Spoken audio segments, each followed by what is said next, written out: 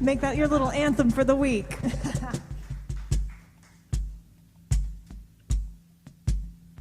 This next song we're going to sing is called Ever Be.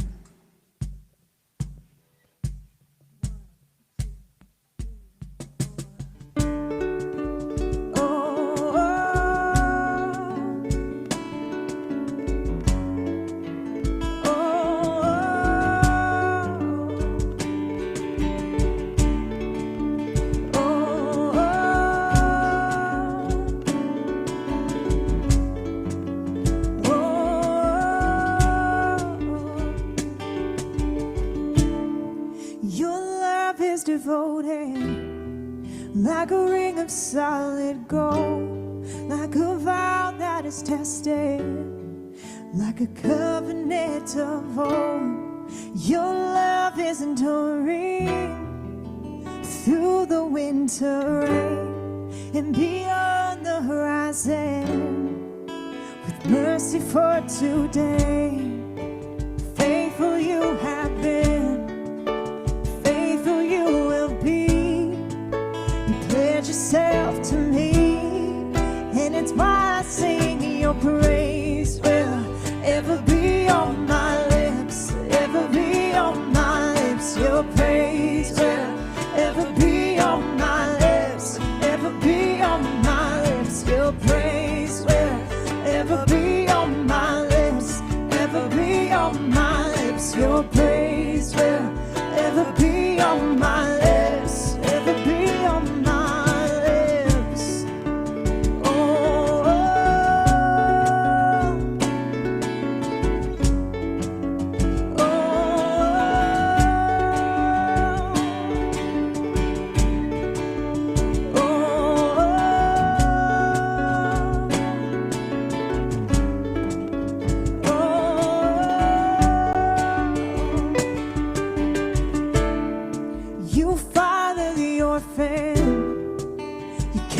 Makes us whole, and you shoulder our weakness, and your strength becomes our own. Now you're making me like you, you're clothing me in white, bringing beauty from ashes.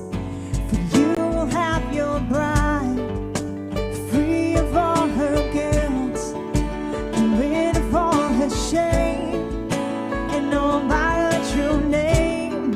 And it's why I sing your praise will ever be on my lips,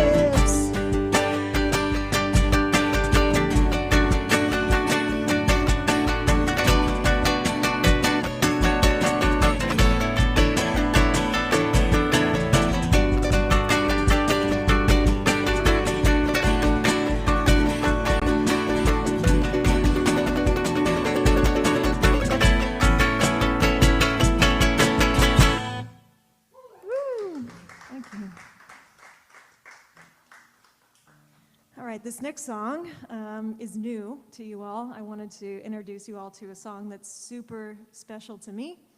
I was here a while back filling in for Hannah, and I got to speak on, or no, she was here. She was here interviewing me about counter-human trafficking. And I now, work at an agency locally that's combating human trafficking here. And this song, to me, is the reason why I'm in it. So this song is like super powerful to me.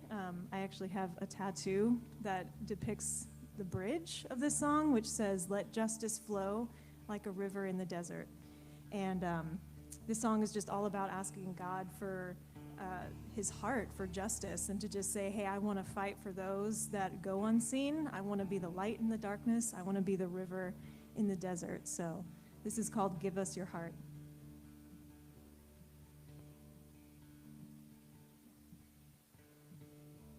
Your eyes are on the lowly, though others look away. Your feet run to the broken, your hands are quick to save. Make us like you, Lord. You walk with the forgotten and offer them home, adopting the unwanted and calling them your own. Make us like you, Lord. And oh, give us your heart. Oh, give us your heart. Let the light of heaven shine as we step into the dark. Oh, give us your heart. Oh, give us your heart. Oh, to see your kingdom come and death depart. Oh, give us your heart. Oh, give us your heart.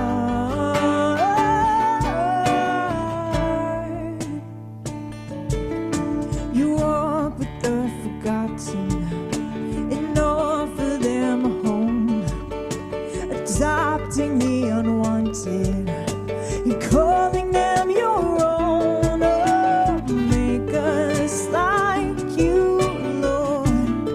Make us like you. Oh, make us like you, Lord. Oh, give us your heart. Oh, give us your heart. Let the light of heaven shine as we step into the dark. Oh, give us your heart. Oh, give us your heart. Oh, to see your kingdom come and death depart. Oh, give us your heart. Oh, give us your heart. Sing this out. Let justice flow like a river in the desert. Let the nations know that you will reign forever as the earth beholds the glory of the Savior. Let justice flow.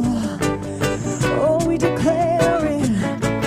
Let justice flow like a river in the desert. Let the nations know that you will reign forever as the earth beholds the glory of the Savior. Let justice flow. Sing it out. Oh, give us your heart. Oh, give us your heart. Let the light of heaven shine as we step into the dark. Oh, give us your heart. Oh, give us your heart. Let the light of heaven shine as we step into the dark. Oh, give us your heart. Oh, give us your heart. Oh, to see your kingdom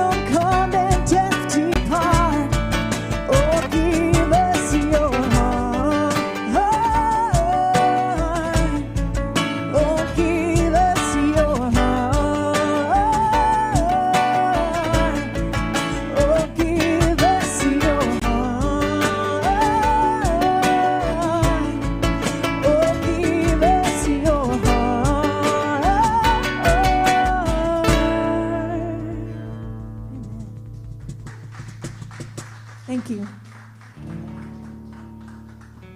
You can be seated. Good morning. My name is Hannah, if you don't know me. I'm the pastor. I'm very cool.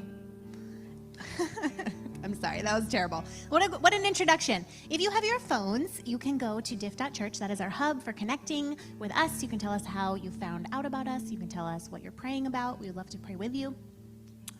If you share a prayer request with us, that is private, and we won't contact you unless you check the box that says, yes, I'm comfortable being contacted.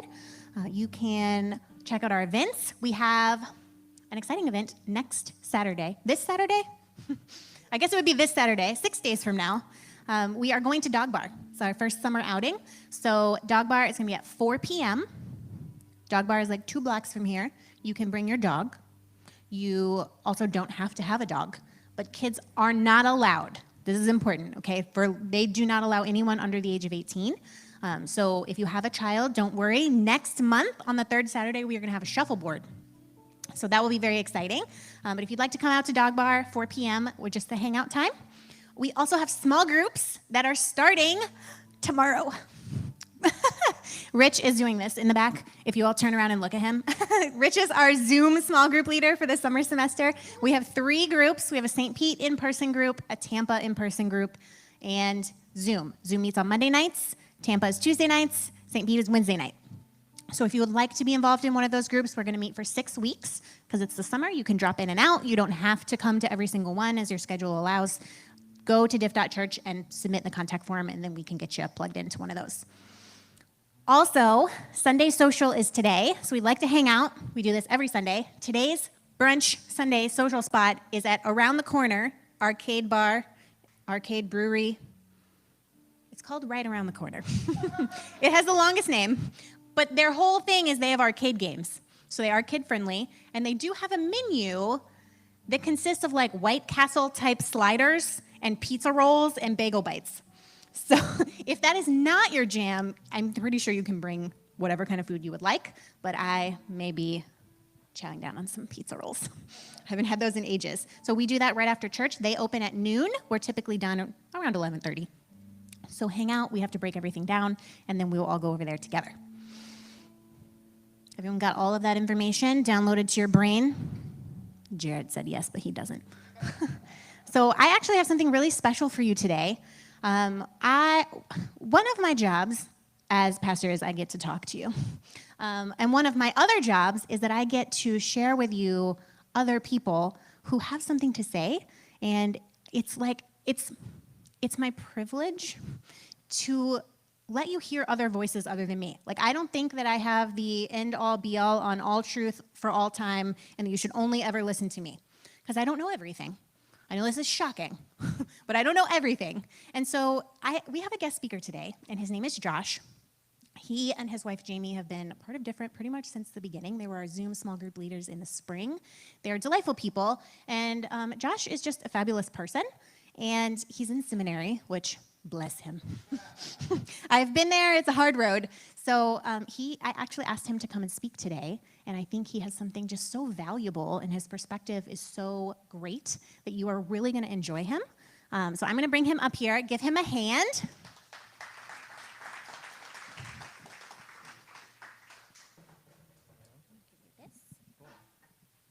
All right. Morning, everybody. Morning. My name is Josh. As Hannah said, my wife Jamie and I have been coming to Different for a little over a year, mostly virtually, but we've started coming more in person. So when Hannah asked me to speak, I was very happy to say yes to that. So today's topic is on taking stands for justice. I know it's a big topic, admittedly, but what I hope to demonstrate with a brief time here today is that you and I, normal people in the normal course of our lives, we can take stands for justice too. And whenever we do that, God stands with us. We know throughout history there have been individuals who have taken spectacular types of stands for justice. Martin Luther King Jr., Mother Teresa are good examples of that, and history remembers them for their contributions. But what about normal people in the everyday? You know, you and I, we might not win the Nobel Peace Prize, for example, and which, by the way, if you do, you can, that's good for you, and you can call me out on Twitter later. But the rest of us, normal people, we might not have a lot of power or influence. But what I think the Bible tells us is that, yes, God is present during the spectacular acts of justice, but God's also present in the everyday acts of justice that you and I get to be a part of. So, today's passage is from Exodus chapter 1. If you're familiar with Exodus, you know that Exodus is a book where God rescues the Israelites out of oppression and slavery towards having their own nation and their own land. You might remember Pastor Hannah last week talking about how important the land is to the Israelite history. And so this is the beginning of that history. And since Exodus is about oppression and the freedom from oppression, justice is a big theme in the book, is a big theme in many books in the Bible. Many of us might know the story of Moses bringing the Israelites out of Egypt and crossing the Red Sea. Moses' birth takes place actually in chapter 2, but today we're looking at chapter 1 before Moses was even born. This brings up an interesting point because the writer of Exodus is clearly telling us that, yes, God used Moses to bring the Israelites out of oppression and slavery, but the story of the Israelites' freedom really started before Moses was even born. I'll come back to that. So let me read for us Exodus chapter 1, starting in verse 1. These are the names of the sons of Israel who went to Egypt with Jacob, each with his family: Reuben, Simeon, Levi, Judah, Issachar, Zebulun, Benjamin, Dan, Naphtali, Gad, and Asher. The descendants of Jacob numbered 70 in all, and Joseph was already in Egypt. Now Joseph and all his brothers and all that generation died, but the Israelites were exceedingly fruitful and multiplied greatly and increased in numbers and became so numerous that the land was filled with them. Then the new king, to whom Joseph meant nothing, came to power in Egypt. Look, he said to his people, the Israelites have become far too numerous for us. Come, we must deal shrewdly with them, or they will become even more numerous, and if war breaks out, we'll join our enemies, fight against us, and leave the country. So they put slave masters over them to oppress them with forced labor, and they built Pithom and Ramses as store cities for Pharaoh.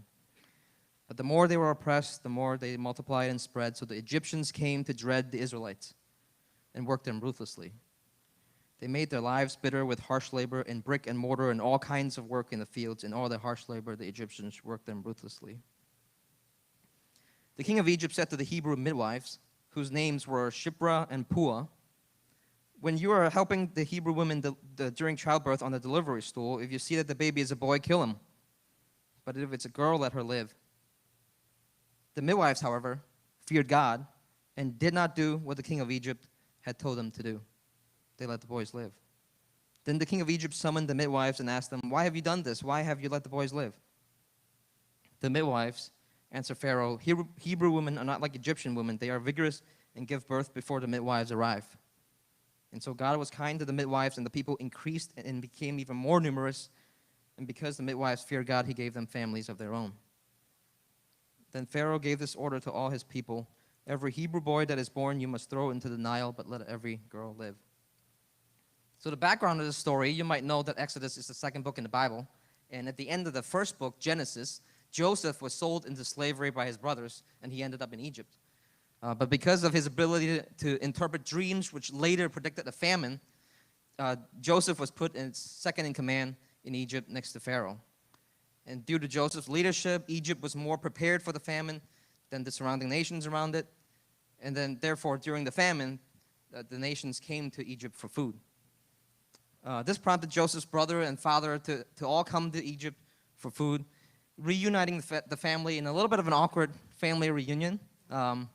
But it was a happy reunion nevertheless. So at the end of Genesis, the Israelites were welcome guests, but they were in a foreign land. So our passage then picks up by saying that those people, Joseph and that Pharaoh at the time, have all died, and along with it, the good relations between the Israelites and the Egyptians, that's all gone too. And there's a new king in charge of Egypt, and he doesn't like the Israelites very much. He decides that he needs to do something about them. Notice the language that the king uses here. And whenever someone wants to justify an act of injustice, or make an excuse for it, so to speak, it's very common to use this type of language. You might have picked up on how I read the passage earlier, but the king really paints a picture of an us versus them type of situation. You know, we're the better people, they don't deserve anything, we need to do something about them.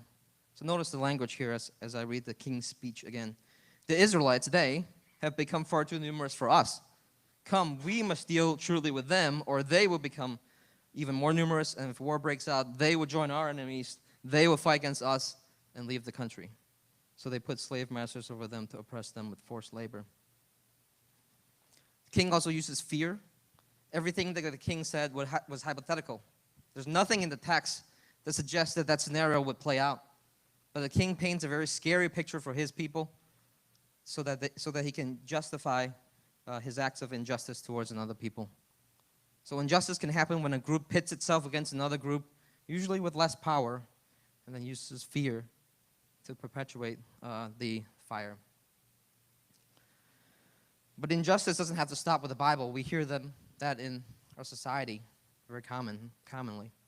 We hear of mentality like we shouldn't let these people in the country because, we shouldn't let these people in the neighborhoods because, and we all know what's being talked about here when those situations come up. We pit one group against another with less power, and we use fear to perpetuate injustice against another group's humanity. The church does it too, hopefully not different church. But for a long time, the broader church has excluded people from congregations and from leadership positions, pitting one group against another group with less power, and using fear to commit injustice against another group's humanity. And if we think more personally into our lives, I'm sure we can all think of circumstances where we see other people or even ourselves experience different kinds of injustice, unfair treatment by broader society or by other people. It can even be something as common as a homeless person asking for money but keeps getting ignored, or a boss making an inappropriate comment about somebody or a group.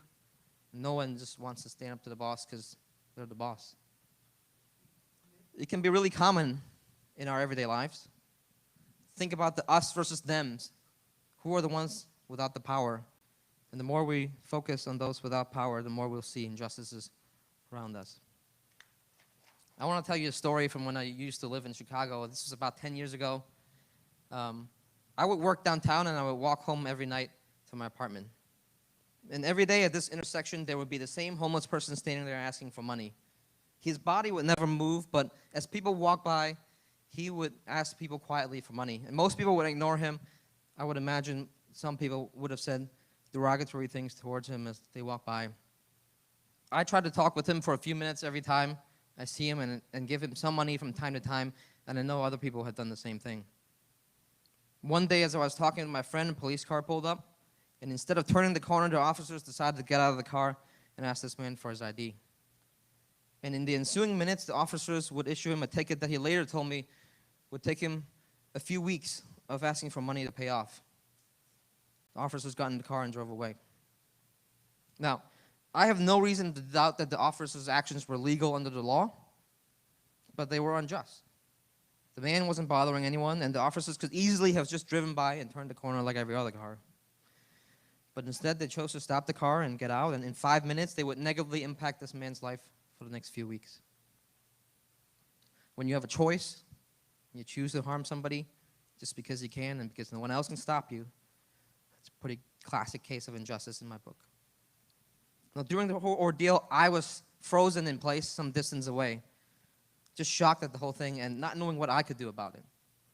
I knew that there was something wrong that was happening right in front of me, but I didn't know what I could do. Maybe this feeling sounds familiar to some of you. Just don't know what to do about something that is clearly so wrong. So I ended up just standing there and doing nothing.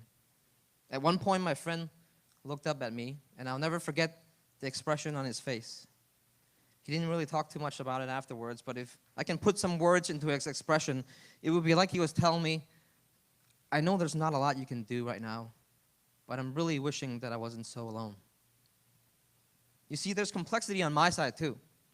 As a colored person, I know the reality that every other colored person knows, which is that if I interfere with the police in any way, society gives them the license to escalate things against me real fast. My friend understood this reality, but I think he was also holding out some hope that maybe I would find some way to stand up for him so he wasn't so alone. He knew that I couldn't do anything about the ticket. That wasn't the issue. But he was probably hoping that I would take an action that would demonstrate that I was on his side. But instead, I was just frozen and I didn't do anything.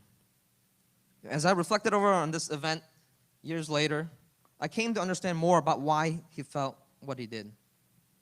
You see, every day he stands at the same corner asking for money, and people walk by, ignoring him, pretending they don't see him, or even saying bad things to him. So he knows by experience that most people he encounters could care less about his existence or his well-being. That was a given.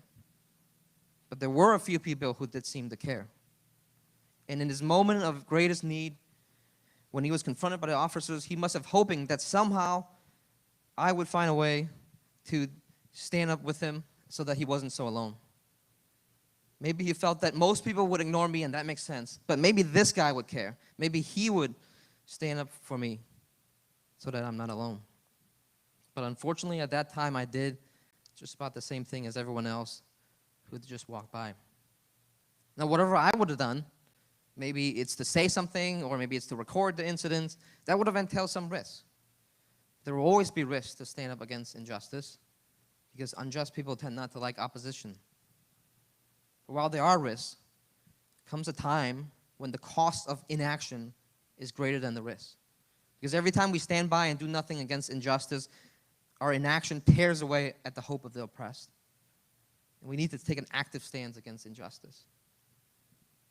I'm not bringing all this up to discourage us, but instead, if we're aware of how pervasive injustice is, maybe we can realize also how many opportunities we have right where we are to stand for justice. We don't have to be part of a major justice movement, although those can be great. But the more pervasive injustices around us, the more chances there are for normal people like you and me, maybe even during our commute, maybe even at work, to stand for justice in our everyday lives. Fortunately, in today's passage in Exodus, we have an example of people taking stands for justice in their position of very limited power. The Hebrew midwives has limited power because of a number of factors. First, they were Hebrew. We already were told in the passage that they're enslaved people at the time. Second, they were women. We know that in patriarchal societies, there are hindrances to women exercising their power at nearly every turn. And third, there was a difference in position. If somebody has the power to order you to kill somebody and you don't do that, chances are they can order somebody else to kill you. It's not that far of a stretch. So the Hebrew midwives, normal people in their position of very limited power, were told to commit an act of injustice. But what they lacked in power, they made up for in the immovable conviction in the God of justice. They knew that this God of justice would not approve of these killings. So in that pivotal verse 17, it says, because the midwives feared God, they ultimately let the boys live. So their fear or their reverence for God was what drove their decision to resist injustice. So when they, normal people, stood up for justice, God showed up. Why did I say this? Well, notice how for 16 verses up until that point when it talked about the midwives fearing God, that God was not actually mentioned at all in this passage. It's almost like the writer of Exodus was telling us that during the time of oppression, it's like God was absent. Now, I'm not saying God wasn't there, because I think the Bible teaches that God is everywhere. But for oppressed people living in oppressive environments, it sure feels like God's absent. The hollow silence of oppression. I think Exodus understands that. But that all changed when the two midwives, Shiphrah and Puah, decided that they, normal people in their normal position, were going to stand for justice. For the longest time, it feels like God was absent until they took a stand for justice and God showed up. God was mentioned for the first time in verse 17, and God will be mentioned 2 more times in the passage that we just read. And obviously, God will show up in an even bigger way in the rest of Exodus to take the entire nation of Israel out of oppression toward freedom. So see, this is why Exodus didn't start with chapter 2.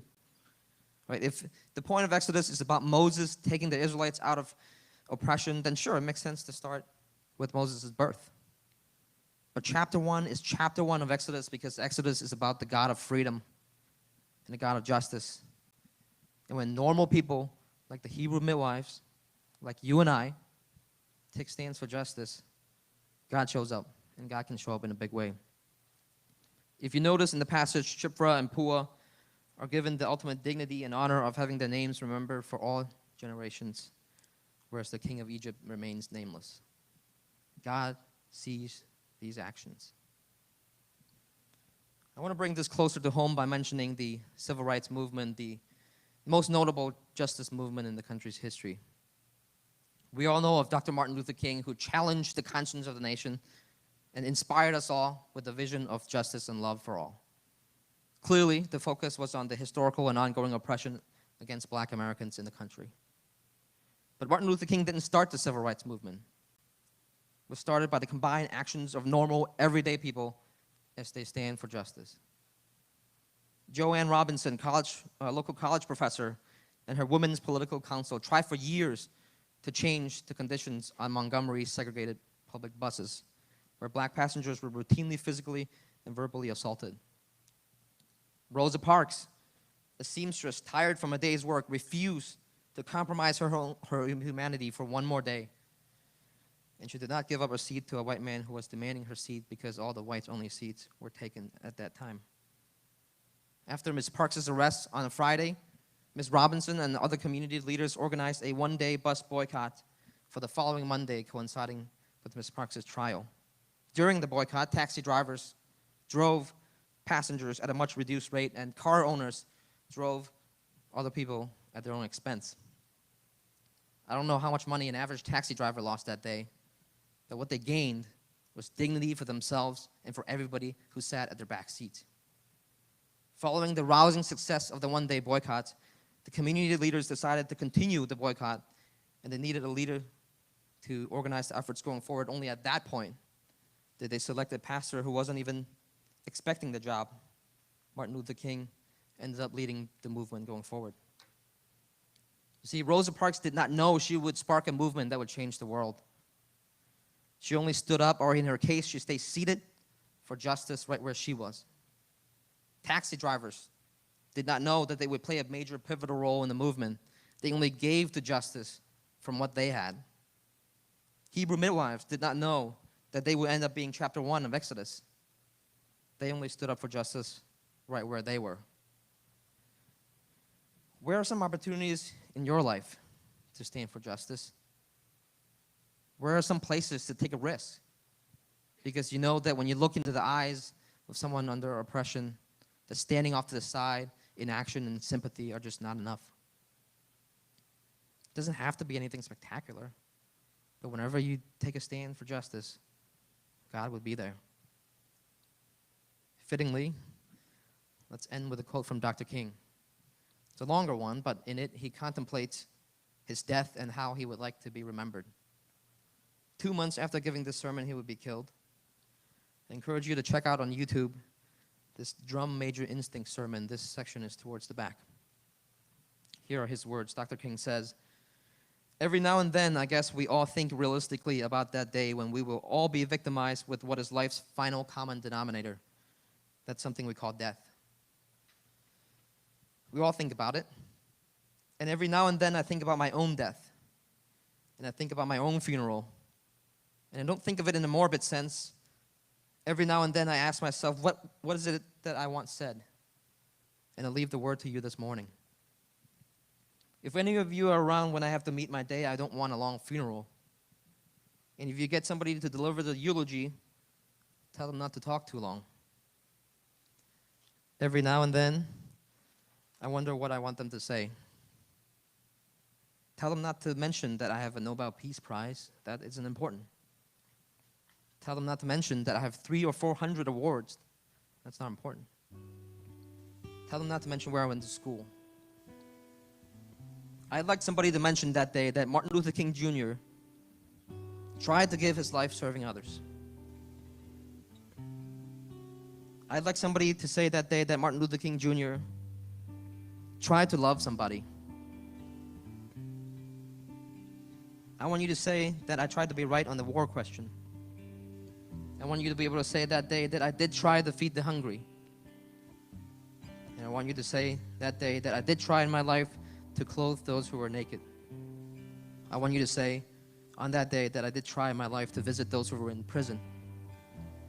And I want you to say that I tried to love and serve humanity. End quote. Justice doesn't have to be spectacular. We as regular people have opportunities right where we are to stand up for justice and to stand alongside those who are oppressed. So church, go out there, go love somebody today, Go stand up for justice today, because the world needs it. And as you do, God will be with you. Blessings, everybody.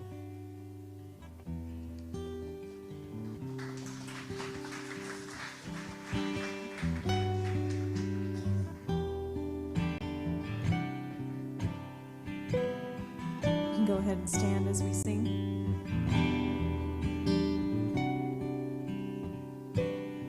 Sing this out. Will we ever rise?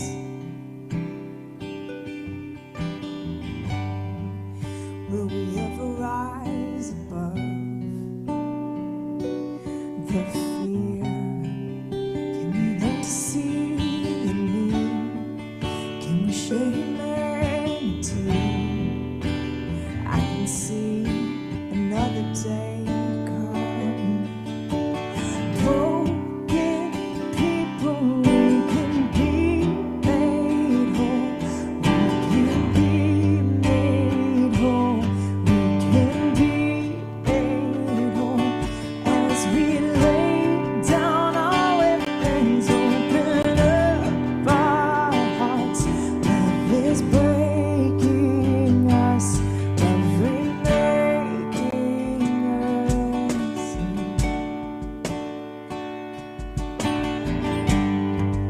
Will we ever rise? Will we ever rise above the pain? Can we learn another way? Forgive as you forgave. I can see another day come. Broken people, we can be made whole. We can be made whole. We can be made whole. As we lay down our weapons, open up our hearts. Love is breaking us, love remaking us. Can you now take away the blindness, so we can see what we meant to see?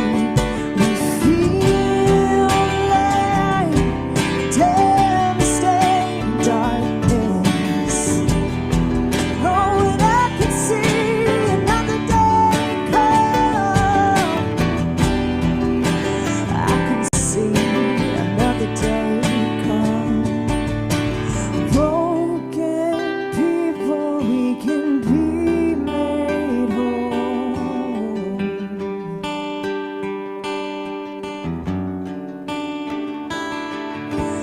Broken people, we can be made whole.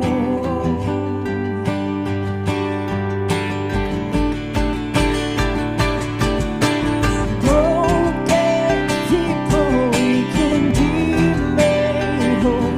We can be made whole. We can be made whole. As we lay down our weapons, open up our hearts. Love is breaking us, love remaking us. Will we ever rise? Will we ever rise?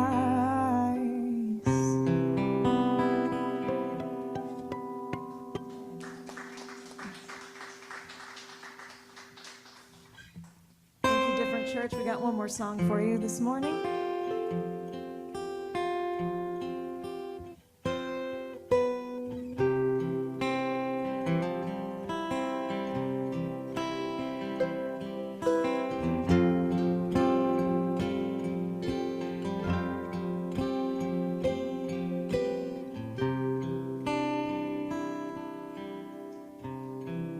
Sing this out. Walking around the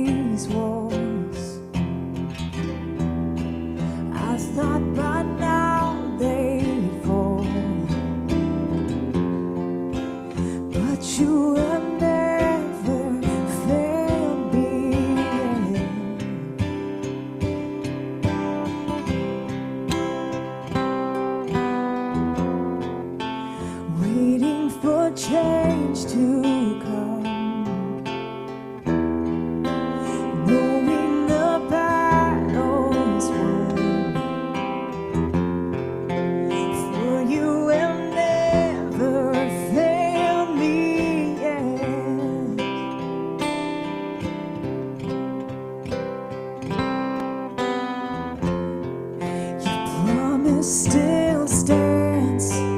Great is your faithfulness, faithfulness. I'm still in your hands. This is my confidence. You never fail me yet.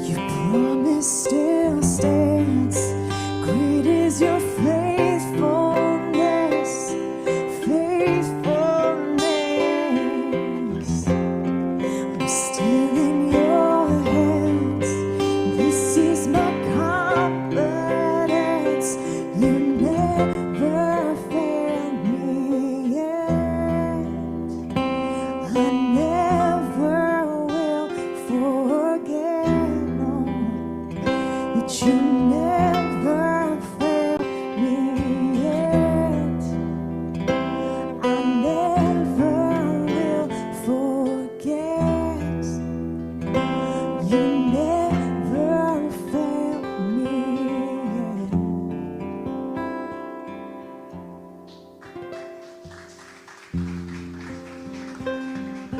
You can be seated. Can we give Josh a hand one more time? That was great. A plus. Thank y'all for being here. Just appreciate seeing your faces every Sunday morning. We do, I know a couple of you already went to diff.church, but you can sign up to volunteer if you'd like to help us make this exist. You can donate if you would like to. Mostly online is what we do.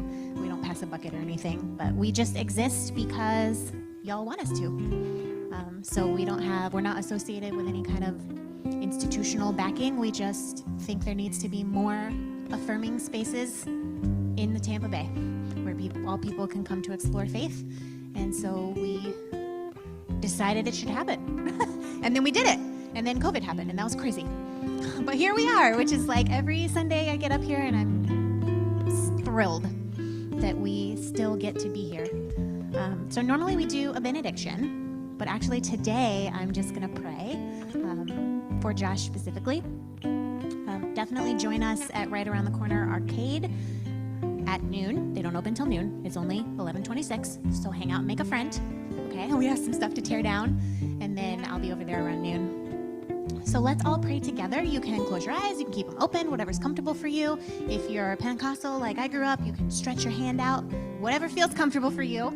And then let's pray. God, what a privilege it is to hear words spoken about injustice from Josh. We are so grateful that you have enabled him to be a channel for your words, to take the words that you have preserved for us in our sacred text in Exodus and expound on them and make them relevant to our everyday life and make them mean something beyond just two Hebrew midwives doing what they can, but to make that actually apply to our lives and our situations where we just normal people can also do what we can. This is why a different church exists. This is why faith is such an integral part of our lives, that it's not hopeless, that we can actually do something. And so we just lift up Josh to you as a faith community, that you will strengthen him, that you will give him the incredible peace and perseverance and eternal hope that it takes to make it through seminary, and that you will strengthen his spirit with the resolve to keep pressing forward, because you have given him an incredible gift, and that is to share God's spirit with other people in such a way that they will understand and listen. So we thank you for Josh and Jamie and their contributions to this community. And we pray that we will continue to be worthy of what you have called us to do at Different Church. Amen. Have a great Sunday. See you at Arcade if you would like to be there. Otherwise, we'll see you next week. Go forth and be awesome.